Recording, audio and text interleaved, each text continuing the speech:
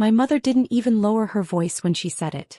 She stood by the kitchen window, the late afternoon sun warming the tile beneath her feet, slicing long golden lines across the counter. The scent of simmering tomatoes drifted through the air, soft and familiar, except her words landed nothing like home. "You'll never own a house like your sister," she laughed, stirring the pot with a casual flick of her wrist, as if she hadn't just carved something into me with a spoon. My sister leaned against the fridge, arms crossed, that same curl of a smirk she used to wear when she beat me at board games and then reminded me for a year.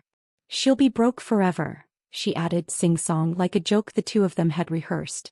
A quiet clatter came from the hallway, my father putting away shoes, pretending he didn't hear. He always pretended. The moment held all the ingredients of our family dynamic. Mom's casual cruelty. My sister's hunger to be the golden child. The house that smelled like tomatoes and silence. But I didn't argue. I just smiled, softly, carefully, because I'd learned long ago that arguing in this house only made the walls echo with blame. "My name is Ava Collins. I'm 28 years old, and the night my mother laughed about my future, my sister smirked at my dreams, and the kitchen filled with everything except love, was the night I stopped trying to prove anything to them." If this resonates with you, share your thoughts. It means more than you know. The truth? They had always believed my sister was the one destined for more. She was the polished one, the one with the expensive degree, the fiancé with the perfect teeth, the promotions that came with celebratory dinners I was rarely invited to. She carried herself like she had been born in the VIP lounge of life. I was the one who took too long, tried too hard, saved scraps and coupons, worked small jobs like stepping stones too fragile to stand on. Mom once told me, folding laundry without looking at me, "You think too small, Ava. Dream bigger or don't dream at all." And yet they never noticed how quietly I kept building. They never asked why I saved every extra dollar, why I moved into a smaller room, why I worked odd hours that left me exhausted but determined. They didn't see the plans taped on my bedroom wall. They didn't see the pre-approval email. They didn't see the architect sketches. They didn't see the hunger I carried like a second heartbeat. They only saw the version of me they had written years ago. And they preferred the story over the person. The evening after the "broke forever" comment, I walked to my car under a sky the color of fading lavender. I could still hear their laughter echoing behind the door, too careless to be considerate.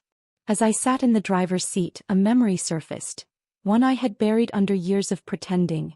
I was 10.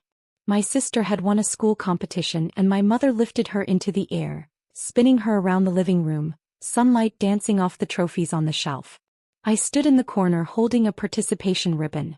Mom's eyes slid over me like I was background decoration. "You'll catch up someday," she said gently, but her smile said she didn't believe it. Sometimes memories don't fade. They ferment. 3 weeks after that kitchen conversation, I got the keys. The realtor handed them to me with a bright grin, the jingling metal echoing like a new beginning. She walked me through the open living room, light pouring through the windows like the room itself wanted to breathe. "This place suits you," she said. For the first time in my life I felt like something did. The house smelled faintly of fresh paint and promises. The wooden floors had that soft creaking sound that made every step feel like a heartbeat. And when I stood in the doorway looking out onto the driveway, the long stretch of concrete curving like an arm welcoming me in, I thought of my mother's laughter. My sister's smirk. The way they had dismissed my dreams so casually they didn't even notice the sting. And a strange, calm warmth spread through my chest. Not revenge. Not pride. Just arrival. I didn't tell them. Not yet. I let life move quietly, naturally. Let my sister keep posting photos of her near-perfect life. Let my mother keep hinting that I should ask my sister for financial advice. Let them believe the story they had written. Because sometimes truth grows best in silence. Then on a Friday evening, 3 weeks after I moved in, I received a call from my mother. And then another from my sister. And then a third, a group call. Curiosity fluttered in my chest, but I didn't answer. A few minutes later my phone buzzed again.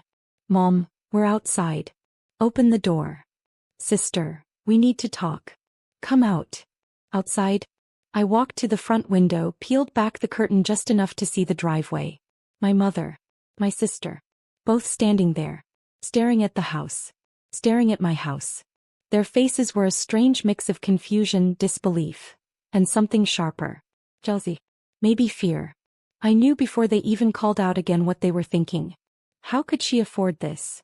How did she do this without us? How did she get ahead? I unlocked my phone. Typed 4 words.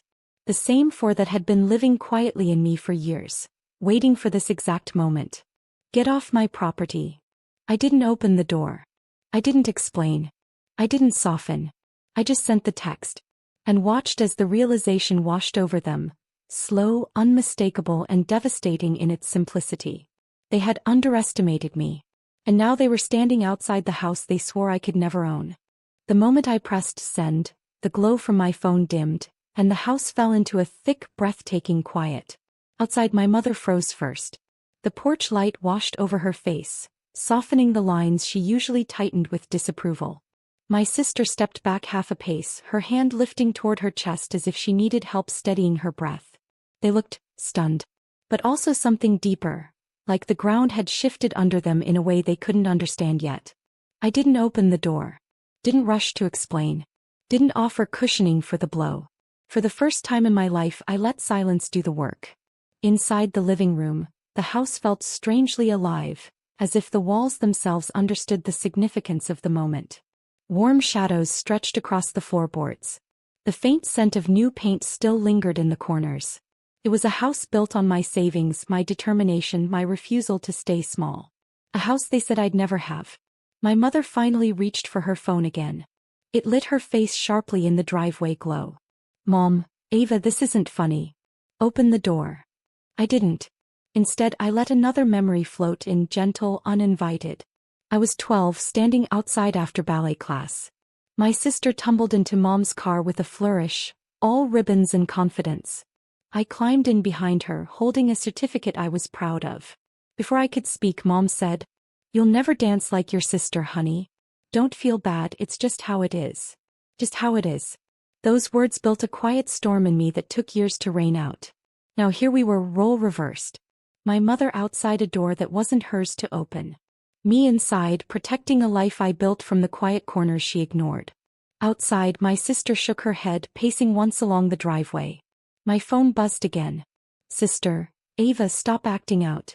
This is childish." Childish. The word stung, not because of what it meant but because of who was saying it. A woman who spent most of her adult life performing superiority like a talent show act. I typed slowly. "You didn't come when I needed you. Please leave." 2 sentences. Soft, simple, adult. This time my mother called, directly. I didn't answer. Her voicemail started instantly. "Ava, open this door right now. We want to talk about how you got this place. Your sister thinks someone helped you and..." Her voice cut off, either by emotion or because she realized how revealing the sentence was. Someone helped you. Because the idea that I helped myself didn't fit the version of me they kept in their heads. They didn't leave.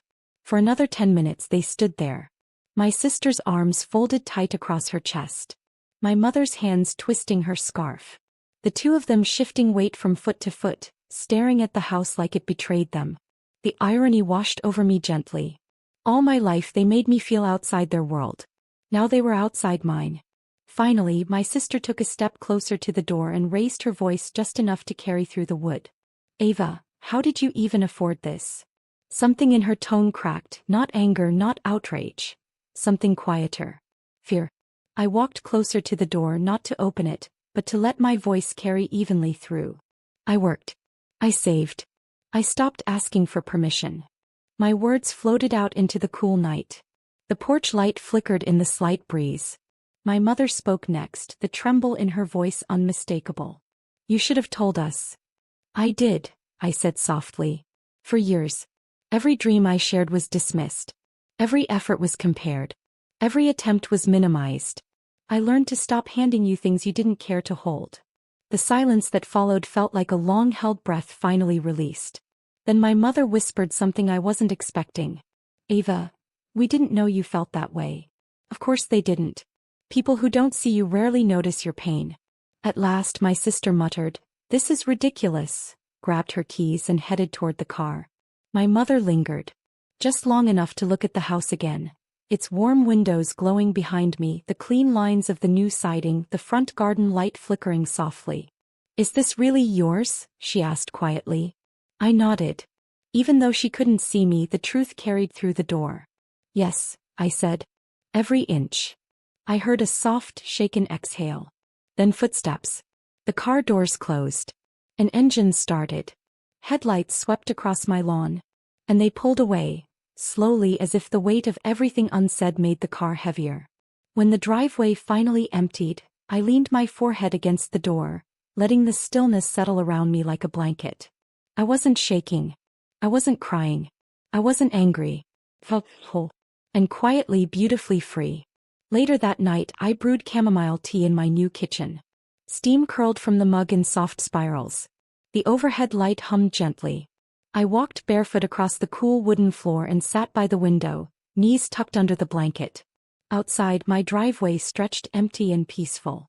Inside, the house felt like a living heartbeat.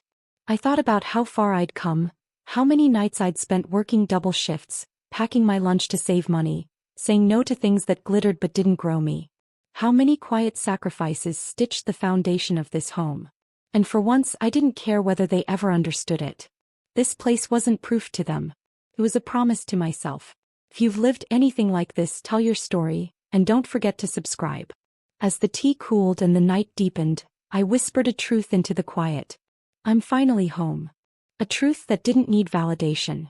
A truth that didn't need witnesses. Just me. And the house they said I'd never have.